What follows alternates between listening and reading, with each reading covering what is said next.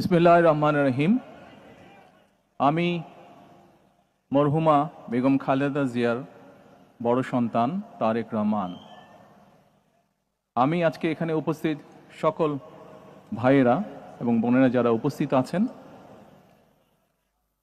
মরহুমা বেগম খালেদা জিয়া জীবিত থাকাকালীন অবস্থায় যদি আপনাদের কারো কাছ থেকে কোনো ঋণ নিয়ে থাকেন, দয়া করে আমার সাথে যোগাযোগ করবেন, আমি সেটি পরিশোধের ব্যবস্থা করব ইনশাআল্লাহ। একই সাথে উনি জীবিত থাকাকালীন অবস্থায় ওনার কোনো ব্যবহারে, ওনার কোনো কথায় যদি কেউ আঘাত পেয়ে থাকেন, তাহলে মরহুমার পক্ষ থেকে আমি আপনাদের কাছে ক্ষমা প্রার্থী। দোয়া করবেন আল্লাহ তাআলা যাতে ওনাকে বেহেশত দান করেন। আসসালামু আলাইকুম।